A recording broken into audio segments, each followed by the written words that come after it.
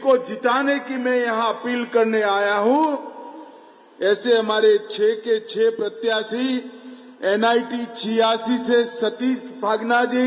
अरे आगे आओ सतीश जी, ऐसे कैसे करोगे यार, आगे आओ, ताली बजाओ सतीश जी के लिए। वल्लभगढ़ से मूलचंद शर्मा जी, फरीदाबाद से विपुल गोयल,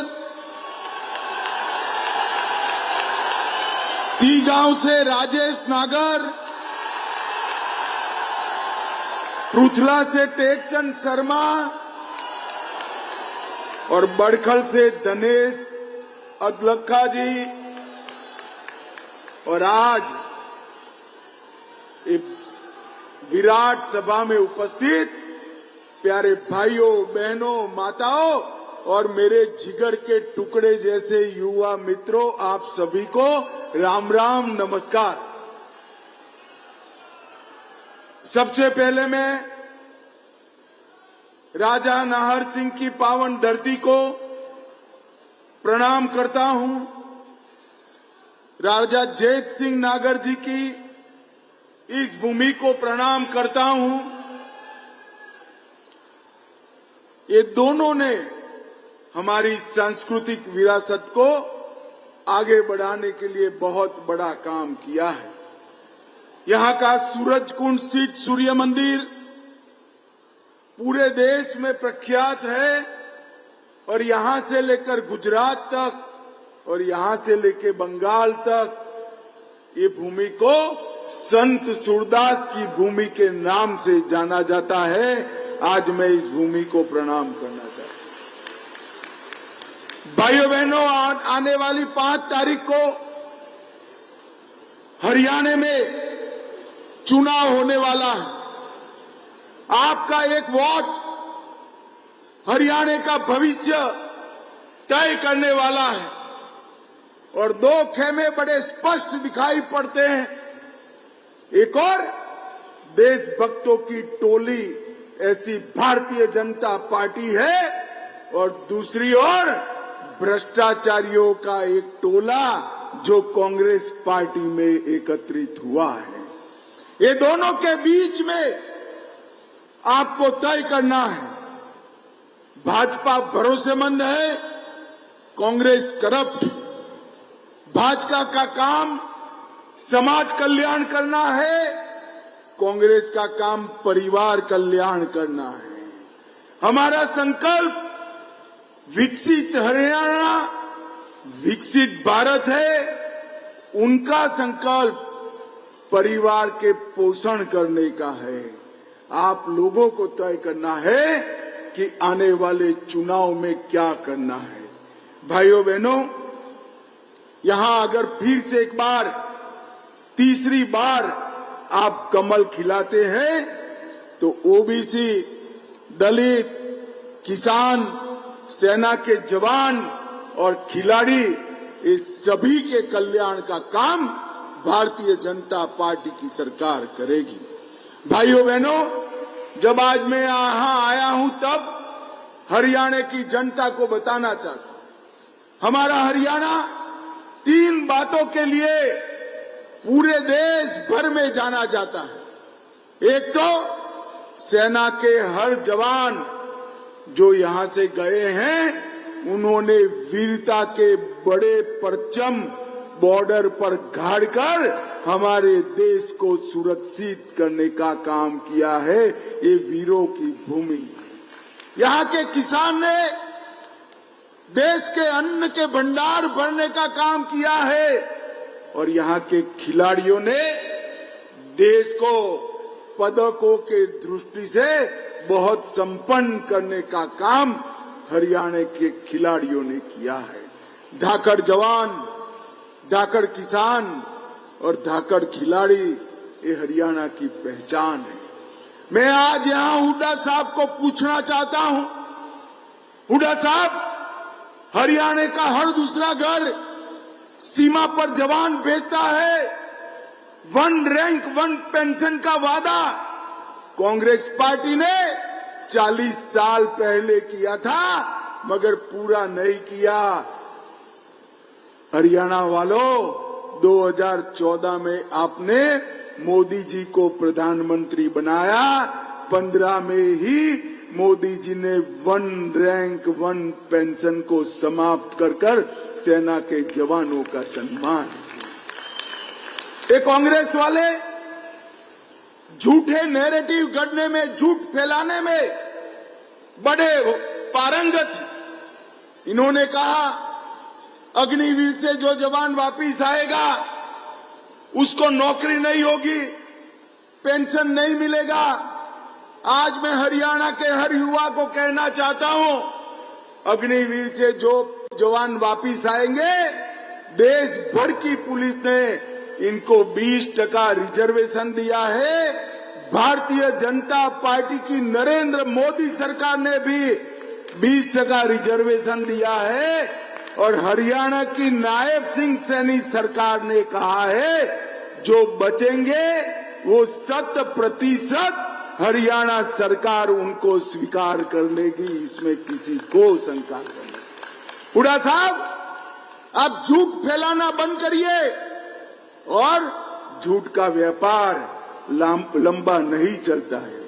भाइयों बहनों, अभी मैं कुछ दिन पहले टीवी देख रहा था। हथीन से लेकर थानेसर और थानेसर से पलवल तक कांग्रेस की रैलियों में पाकिस्तान जिंदाबाद के नारे लगे। मुझे बताओ, आप सभी लोग बताओ, पाकिस्तान जिंदाबाद के नारे हरियाणा की भूमि पर लग सकते हैं क्या? अरे जोर से बोलो, लग सकते हैं क्या? ये कांग्रेस पार्टी तुष्टीकरण की राजनीति के लिए आज हरियाणा को भी तुष्टीकरण से लिप्त करना चाहती है। ये राहुल गांधी कश्मीर जाकर कहते हैं इनके साथी का एजेंडा है कि कश्मीर से धारा 370 समाप्त कर दी जाएगी। जो जेल की सलाखों के पीछे मोदी जी ने आतंकवादियों को डाला है, उनको जेल से रिहा कर दिया जाएगा। मुझे बताओ, आप सभी लोग जरा जोर से बताना, धारा 370 मोदी जी ने हटाई, अच्छा किया या बुरा किया? जोर से बोलो जरा, अच्छा किया या बुरा किया? एक कांग्रेस पार्टी इसको हटाना चाहती है।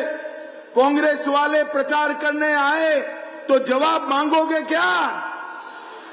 आज मैं यहाँ की हरियाणा की वीर भूमि से कहना चाहता हूँ, राहुल बाबा, कितना भी जोर लगा दो, जब तक भारतीय जनता पार्टी है, धारा 370 को कोई वापिस नहीं ला सकता, कोई वापिस। अरे हम तो वो पार्टी है जो हमारा जम्मू कश्मीर छोड़िए, पाकिस्तान के कब्जे में जो भी कश्मीर है वो भी हमारा है, ऐसा मानने वाली हम पार्टी है। भाइयों बहनों, 10 साल पहले का हरियाणा आपको याद होगा।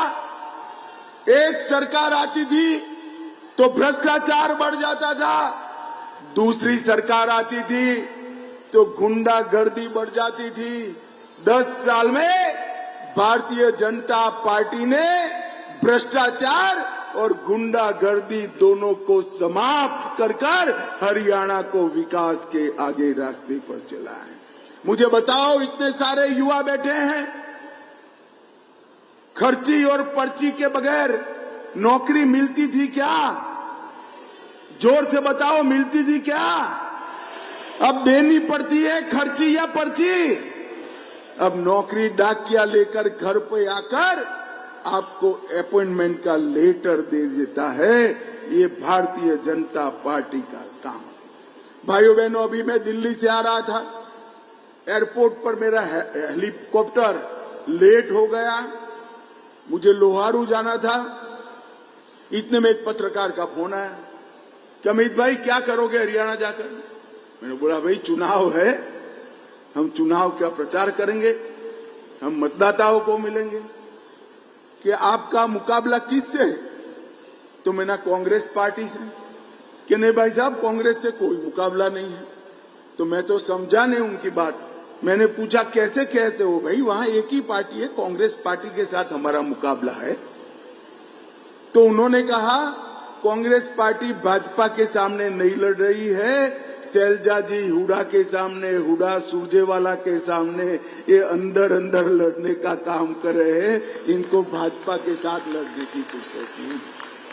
भाइयों बहनों, जो अभी से, कुर्सी तो दूर है, चंडीगढ़ है, अभी से जो अंदर अंदर लड़ते हैं, तो एक अनार 100 बीमार वाली कहावत की जैसी कांग्रेस हरियाणा का विकास नहीं कर सकती। भाइयों बहनों, आज मैं स्पष्टता से कहकर जाता हूं, हमारा नेतृत्व स्पष्ट है, हम नायब सिंह सैनी के नेतृत्व में हम लड़ रहे हैं।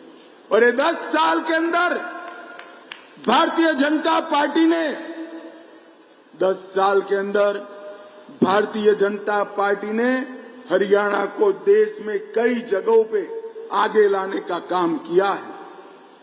प्रति व्यक्ति जीएसटी कलेक्शन सबसे पहला कौन है? मारा हरियाणा। मैं एक एक बार पूछूंगा, आप बोलेगा मारा हरियाणा।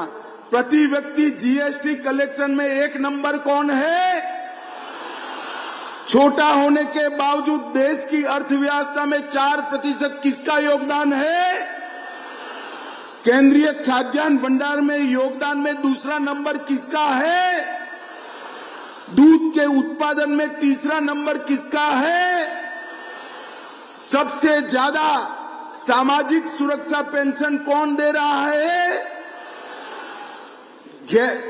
धुआं मुक्त गांव कहां बना है? सबसे लिखी पढ़ी पंचायतें कहां है? 400 फॉर्च्यून कंपनियों का हेडक्वार्टर कहां है? लॉजिस्टिक सुविधाएं देने में देश में नंबर 1 कौन है? और सबसे ज्यादा सुधार करने वाली व्यवस्था भी हरियाणा की रही है। भाइयों बहनों, प्रति व्यक्ति आय हो, प्रति व्यक्ति एक्सपोर्ट हो, वृद्ध सम्मान पेंशन हो, सीएम विवाह सगु योजना हो, हर चीज में हरियाणा नंबर 1 बना है। यहाँ पर 12 एक्सप्रेसवे बने हैं और दशकों से अधूरा पड़ा कुंडली मानेसर पलवल एक्सप्रेसवे का काम भी आगे बढ़ा है। 750 बेड का एम्स बनाया, आईआईटी दिल्ली का एक्सटेंशन स्थापित किया, 2000 करोड़ से सबसे बड़ा कैंसर का अस्पताल बनाया और झज्जर जिले में सबसे बड़ा बस अड्डा बनाने का काम भी किया है। ये विपुल भाई यहां बैठे ना, विपुल खड़े हो जाओ तो तुम जरा। ये विपुल गोयल और हमारे 5 प्रत्याशी आगे आओ भैया, सब आगे आओ। मैं आपको बताता हूं कि एक बार फरीदाबाद का विकास सुनिए। 262 करोड़ की लागत से नया रेलवे स्टेशन बनाया, इसमें मल्टी लेवल पार्किंग की सुविधाएं दी, फरीदाबाद में 7 नई ट्रेनें चलाई, कुंडली मानेसर पलवल एक्सप्रेसवे जेवर हवाई अड्डे से जोड़ दिया गया, प्रधानमंत्री स्ट्रीट वेंडर आत्मनिर्भर निधि में 30,000 रेहड़ी पट्टी वालों को लोन दिया गया, 56 गांव में नया मेडिकल कॉलेज बनाया, फरीदाबाद में ईएसआईसी का मेडिकल कॉलेज भी बनाया और इसके साथ साथ विधवा सहाय पेंशन, वृद्ध पेंशन, हर घर में गैस का सिलेंडर। और माताओं बहनों, मैं आपको बताता हूं, जो अब सिलेंडर दिया गया है वो 500 रुपये में देने का निर्णय हमारे नायब सिंह जी ने किया है। हमने ओबीसी की क्रीमी लेयर को भी कम किया, हमने कई जातियों को, जिसमें गुर्जर जाति भी है, ओबीसी में जोड़ने का काम किया, सामाजिक सुरक्षा पेंशन में वृद्धि की और सबसे ज्यादा एमएसपी पर खरीदी करने वाला कोई एक राज्य है तो मेरा हरियाणा है, हरियाणा है। अटल किसान मजदूर कैंटीन के तहत 10 रुपये में भोजन की व्यवस्था की, और मोदी जी ने 1,43,000 करोड़ रुपए का हरियाणा में विकास का काम किया है। हुड्डा साहब 10 साल आप मुख्यमंत्री रहे, एक बार लिस्ट लेकर आ जाओ, फरीदाबाद के चौराहे पर विपुल गोयल चर्चा के लिए आ जाएगा, 2-2 हाथ कर लो किसने ज्यादा विकास किया। भाइयों बहनों, मैं आज फरीदाबाद की विशाल जनसभा में आप सभी को विश्वास देने आया। मोदी जी के दिल के सबसे नजदीक अगर कोई एक राज्य है तो हमारा हरियाणा है, आप मानकर चलना। हरियाणा के विकास के लिए मोदी जी कोई कसर नहीं छोड़ेंगे।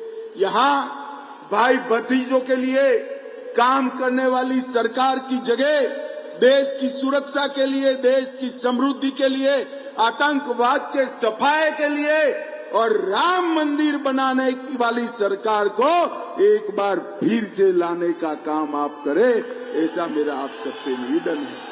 भाइयों बहनों, 5 तारीख को चुनाव है, अभी काफी समय बाकी है। हर गली गली, गांव गांव, घर घर जाकर कमल के निशान का संदेश दीजिए और भारतीय जनता पार्टी को विजयी बनाइए। मुझे बताओ जरा जोर से, भाजपा को जिताओगे क्या? अरे जोर से बोलो भाई, जिताओगे? हमारे 6 के 6 प्रत्याशी को कमल के निशान पर बटन दबाकर जिताओगे? नायब सिंह को मुख्यमंत्री बनाओगे? मोदी जी के हाथ मजबूत करोगे? तो मेरे साथ दोनों हाथ उठाइए, उठाइए दोनों हाथ, विजय के संकल्प की मुट्ठी भींचे और प्रचंड आवाज से बोलिए, भारत माता की वंदे वंदे वंदे।